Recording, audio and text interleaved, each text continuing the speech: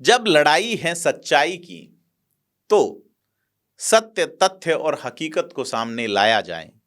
किसी और के किए का दोष क्यों ढोया जाए, अब असल किरदारों से नकाब उतारा जाए। ये किसी कवि की पंक्तियां नहीं हैं। यह लिखा है पूर्व मुख्यमंत्री अशोक गहलोत के ओएसडी रहे और फोन टैपिंग मामलों के एक प्रमुख सूत्रधार और अब सरकारी गवाह लोकेश शर्मा ने ट्विटर हैंडल पे लिख के साफ कर दिया है कि वो अब सरकार के पाले में है। पूर्व मुख्यमंत्री अशोक गहलोत की जादूगरी के सामने बड़ी मुश्किल खड़ी होने वाली है। अशोक गहलोत की जादूगरी आस्तीन से जो इस बार कबूतर निकला है वो अब दूसरे खेमे में है। तन्हाइयों के खौफ दर्द जिगर में उतर गए और वो शमाए वफा जलाकर जाने किधर गए। पेड़ों को छोड़कर जो उड़े उनका तो वजूद ही क्या, यहां तो पाले हुए भी गैरों की छत पे उतर गए। शेर लागू होता है इन्हीं लोकेश शर्मा पे। अब चूंकि कई नेताओं के साथ साथ अफसरों से भी इस मामले में कड़ाई से पूछताछ संभव है, बड़े अफसरों से जिन्होंने अवैध रूप से फोन टैप करवाए और अगर फोन वैध टेप करवाए थे तो बिना लीगल प्रोसीजर के वो पब्लिक डोमेन में कैसे आए, बड़ा सवाल है। चूंकि पूर्व सीएम अशोक गहलोत के ओएसडी रहे लोकेश शर्मा इस केस में सरकारी गवाह बन गए और लोकेश शर्मा की सरकारी गवाह बनने की एप्लीकेशन को दिल्ली की पटियाला हाउस कोर्ट ने मंजूर भी कर लिया है और Lokesh Sharma phone tapping case में दिल्ली क्राइम ब्रांच में पहले ही बयान दे चुके हैं। अब इस केस में जांच आगे बढ़ सकती है। निश्चित तौर पे लोकेश शर्मा के सरकारी गवाह बनने के बाद इस केस में नया मोड़ आना तय है।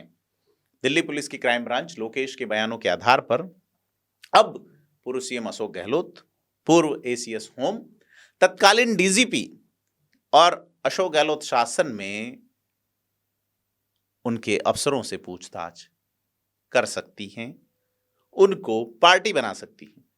अब सरकारी गवाह बनने से लोकेश शर्मा को निश्चित तौर पर राहत मिली होगी। लोकेश शर्मा का आरोप था कि 2020 में सचिन पायलट खेमे की बगावत के वक्त तत्कालीन मुख्यमंत्री अशोक गहलोत ने फोन टैपिंग करवाई थी। लोकेश शर्मा ने सीधा कहा कि 2020 में सचिन पायलट खेमे की बगावत के समय तत्कालीन जो सीएम है अशोक गहलोत ने ही उन्हें जो है वो क्लिप उपलब्ध कराई थी और उन्होंने मीडिया में वायरल की। अब लोकेश शर्मा कह रहे हैं कि उनके परिवार को खतरा है, उन्हें लगातार धमकियां मिल रही हैं।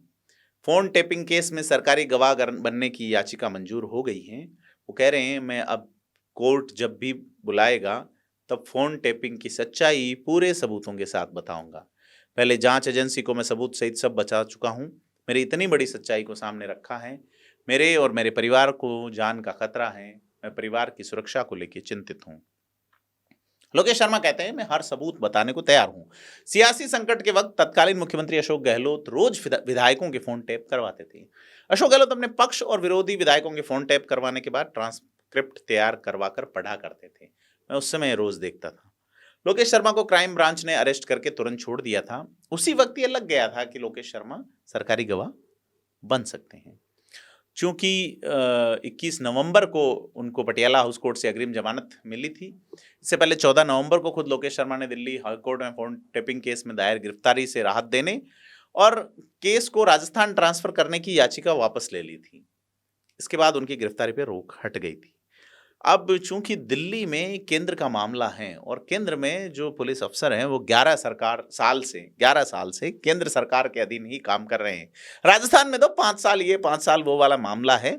ऐसे में अफसरों का थोड़ा सा मूड अपने पुराने नेता के प्रति लाइट हो ही सकता है, लेकिन दिल्ली में लगता नहीं है। ऐसे में अशोक गहलोत एक बड़ी मुश्किल में फंस सकते हैं। क्योंकि बड़ी चीज ये है कि अब इसमें गजेंद्र सिंह शेखावत कितना कड़ाई से अशोक गहलोत के खिलाफ जाते हैं। चूंकि लोकेश शर्मा ने साफ तौर पे कहा कि अशोक गहलोत ने ही पेन ड्राइव में ऑडियो क्लिप दिए और कहा मीडिया में भेज दूं। फोन टैपिंग में उनकी कोई भूमिका नहीं है। अब इस मामले में जो कुछ बता सकते हैं वह अशोक गहलोत ही बता सकते हैं। चूंकि अब अशोक गहलोत से क्राइम ब्रांच क्या पूछताछ करेगी और बाकी अफसरों से पूछताछ होगी या नहीं, बड़ी बड़ी सारी कई सारी चीज़ें हैं। भारत में पहले भी कई सरकारें गिरी हैं, लेकिन अशोक गहलोत की सरकार उस वक्त बच गई। सवाल जो है उस वक्त सामने जो आए थे उनके अलग अलग जवाब, पब्लिक डोमेन में अलग जवाब थे, विधानसभा में अलग जवाब थे। निश्चित तौर पे अशोक गहलोत की ओर से शांति धारीवाल ने जवाब दिए थे और सारी चीज़ें अब लोकेश शर्मा अपने सबूत भी दिल्ली पुलिस को दे चुके हैं। और पहले वो इन क्लिप्स को सोशल मीडिया से मिलने की बात कह रहे थे और अब वो स्टैंड बदलते हुए सरकारी गवाह बन गए हैं। चूंकि आपको याद होगा कि सचिन पायलट खेमे की बगावत के वक्त फोन टेपिंग विवाद उठा था। पायलट खेमे की बगावत के समय लोकेश शर्मा ने मीडिया को क्लिप भेजे थे और इसी में सरकार गिराने की साजिश रचने के आरोप थे। उसमें केंद्रीय मंत्री गजेंद्र सिंह शेखावत, कांग्रेस के दिवंगत विधायक भंवरलाल शर्मा और तत्कालीन मंत्री विश्वेंद्र सिंह भरतपुर की बातचीत का दावा था, जिसमें सरकार गिराने की साजिश की बात थी। तो सारी चीज़ जो है उस वक्त ये माना जाए कि उस वक्त जनता के जनप्रतिनिधियों की, जनता के चुने हुए जनप्रतिनिधियों के फोन सर्विलांस पे थे। तो यह क्या संवैधानिक प्रश्न नहीं है कि संवैधानिक व्यवस्थाओं पे चुने हुए लोग निजता का अधिकार, जो कि जीवन जीने के अधिकार से जुड़ा हुआ है, आर्टिकल 21, उसके ऊपर किस तरह से कुंडली मारते हैं। सरकार इनकी हो उनकी हो, अशोक गहलोत अभी एक चेहरा है, लेकिन सत्ता में जो भी शीर्ष पे बैठे हुए वो क्या करते हैं, सत्ता बनी रहे, बची रहे और आगे भी बनती रहे, यह एक बड़ा सवाल है।